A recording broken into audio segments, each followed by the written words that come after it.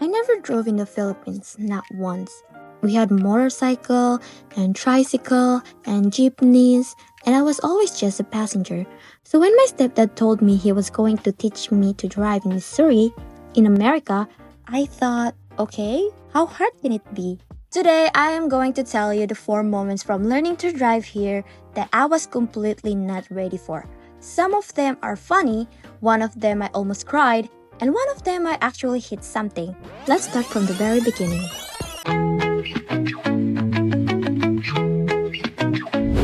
Before I hit the road, I spent some time practicing on a driving simulator with a gaming steering wheel. It helped me to get used to steering and controlling the wheels. Even though it wasn't the same as driving a real car, it gave me a little confidence before I get behind the wheels for the first time. My first lesson was January 10th. My dad sat next to me, very calm, very patient, explaining where to look, how to hold the wheels, and how to feel the road. And I was sitting there thinking, this is a lot of things to feel at one time. Back in the Philippines, the roads are loud. There's always something happening, motorcycle, tricycle, and honking everywhere. It's very messy. But here, it was quiet. Just me and this long empty road. It felt chill, but also stressful. After a few days of practice, my dad said it was time for Highway JJ with 55 miles per hour and a lot of curve. The first time I drove that road, I was very slow, both hands on the wheels, gripping it like it might run away from me. Every curve I slowed down. Every curve I told myself, just feel it. And then, there was a car behind me. I could see it in the mirror, following me through every slow curve. I became very nervous, thinking the driver behind me might be impatient. But I stayed focused and continued driving safely.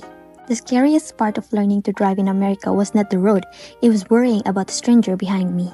As the time went on, I gained enough confidence to drive my parents to Arkansas to buy some gardening supplies. The drive to Arkansas went smoothly, but once I reached the city, I became overwhelmed by the number of cars, multiple lanes, signals, turns, things happening on all sides. I was on a two-way street and I switched lanes without signaling. I panicked. I thought a car was coming and I moved before I thought. Later, when I needed to merge, my stepdad told me to move to the left lane because we would be turning left at a traffic light. I tried to be very cautious by checking my left side mirror, but I looked at it for too long and because of that, I lost focus on the road ahead and the car slowly drifted to the right, almost going into a ditch. My mom and my dad shouted at the same time. Startled, I quickly corrected the steering wheel.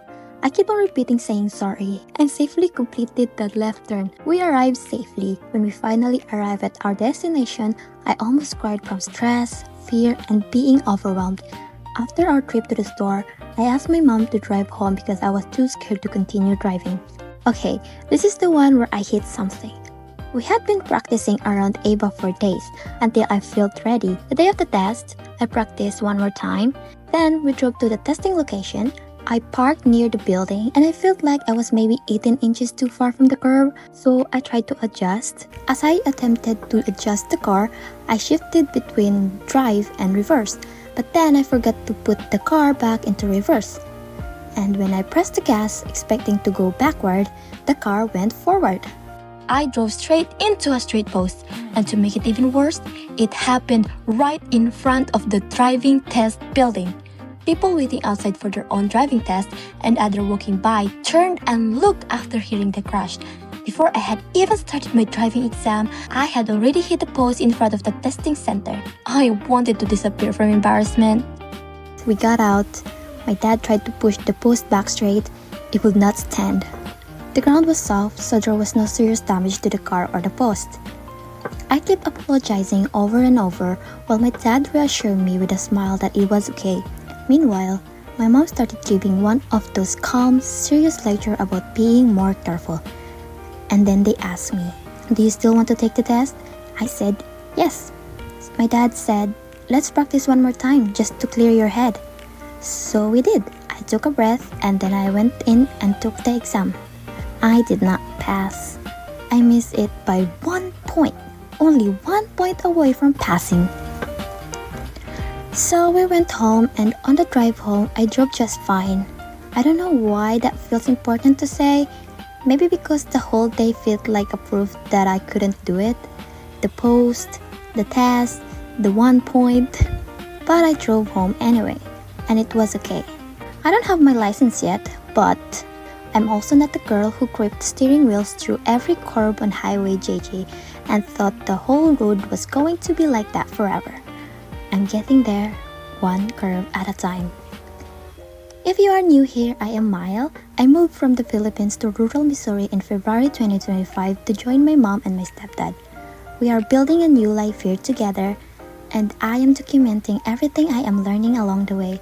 Subscribe if you want to come along, and if you are also learning to drive, you are not alone. Also, maybe don't forget which gear you're in before you press the gas. I am saying this from experience. By the way guys, I already got my license. It took me 2 weeks because during the first week, the car broke down, the alternator gave up, and during the second week, the driving test was closed. If you like this video, we've got more here. So yeah, bye!